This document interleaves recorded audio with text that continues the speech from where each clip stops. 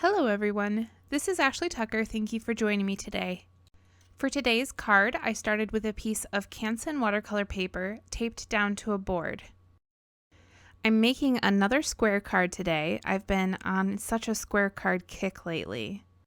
So this piece of Canson watercolor paper is 6.5 by 6.5, but I will be trimming that down after I blend, so the end card is 6 by 6.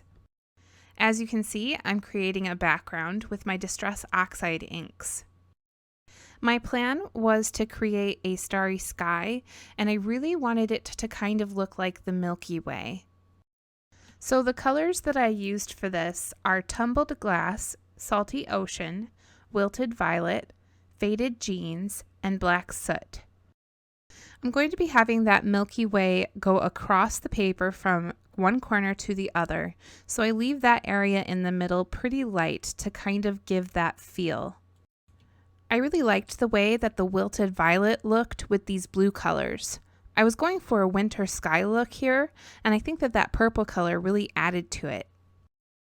Once I was done with the Distress Oxide inks, I took a paintbrush with some clean water and I painted some cloud shapes across the middle of the paper where I'm placing that Milky Way.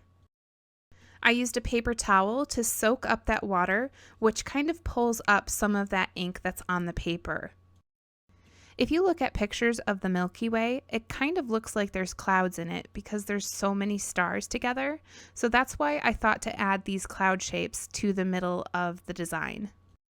Next, I'm going to add all of the stars. I'm using a really small paintbrush. This is a number 2 watercolor brush, and I'm also using the white paint from my Gonzai Tombi watercolors.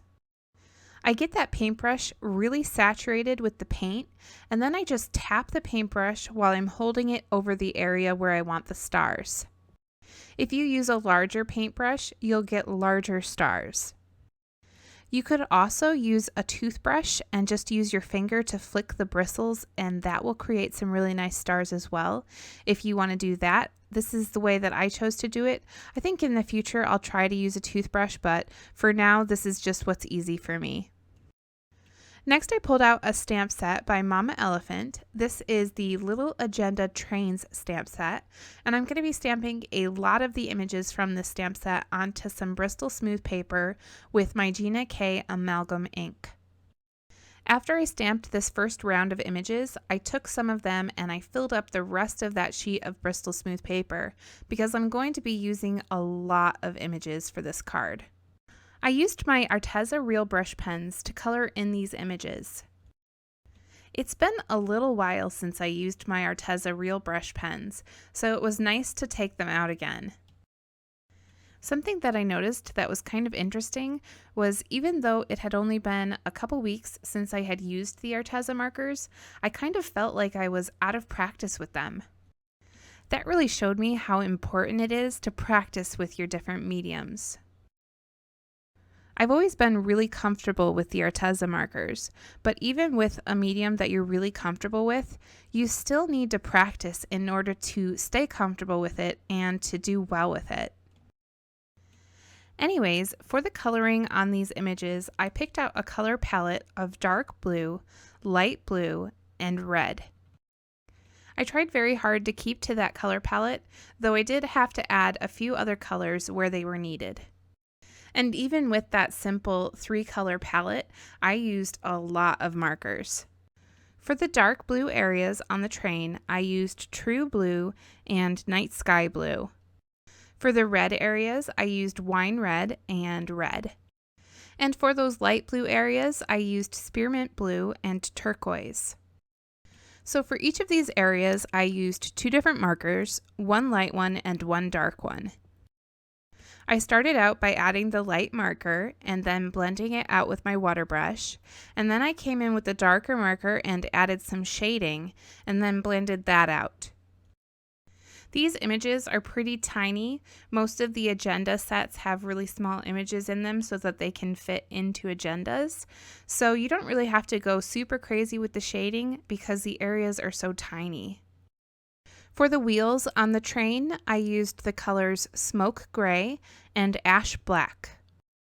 I didn't do any blending on the inner portion of the wheel. I just added the ash black color and left that solid.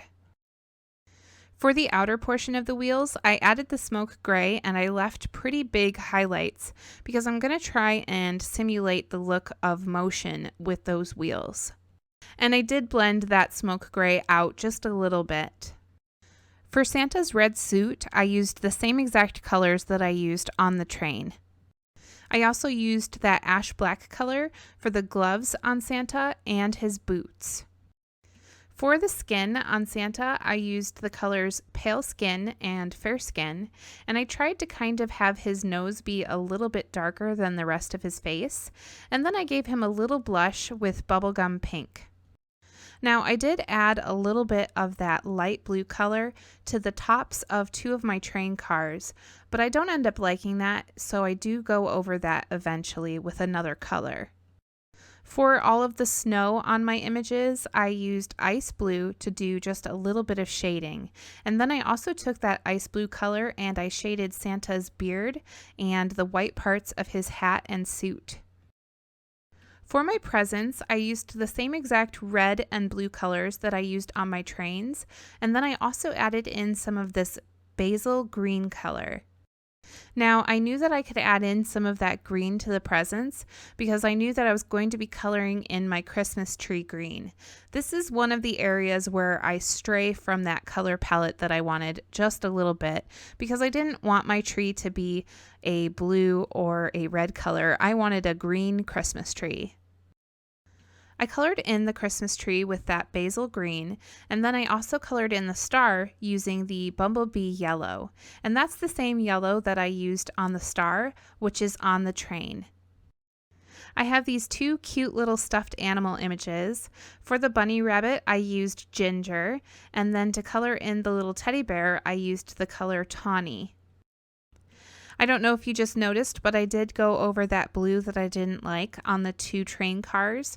I went over that with ash black and it covered it up really nicely and you can't even tell that it was blue. Also, I stamped a few more images because I wasn't really happy with the way that I colored in one of the clusters of presents. So I stamped two more of those so that I could color them in and make sure that I had enough of those images for what I wanted to create. I used my Scan and Cut 2 to fussy cut all of these images out, which was a really big help because I had a lot of images that I needed to cut out. And if I had to do it by hand, I know that my hands would have been hurting really bad by the end of it. I used an X-Acto knife to cut the window out of the front of the train, and then I put the Santa Claus in there so that it looks like he's driving the train. And I just used a little bit of Scotch tape and my Gina K Connect tool in order to put that Santa Claus in there. After that, I used the Gina K Connect glue to add all of those little images to the insides of those train cars. For the sentiment, I pulled out another Mama Elephant stamp set, and I'm stamping onto a piece of acetate, which is kind of difficult to see, and this sentiment says, "Have a magical holiday."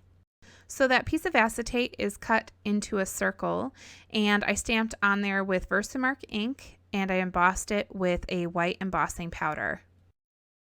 And you got to be really careful when you heat that up because the acetate will warp really quickly. So I just put the heat on for just a couple seconds and then move it off and just keep doing that until it's all melted. Okay, so this next part is a little bit complicated. I'm making an interactive card and it's going to have both a spinner and a shaker on it. If you saw the snowman spinner card that I did a few weeks ago, this card is very similar to that one, except I took it one step further. So for that card, I created a spinner card using circle dies. And for this one, I created a spinner card with a shaker portion using just circle dies. If you haven't seen that snowman spinner card yet, I'll put a link up in the corner for you and you can check that out. So I have a white ring of cardstock that I cut out with my Hero Arts Infinity Circle dies, and I'm using that as a guide to lay down some doubled up foam tape.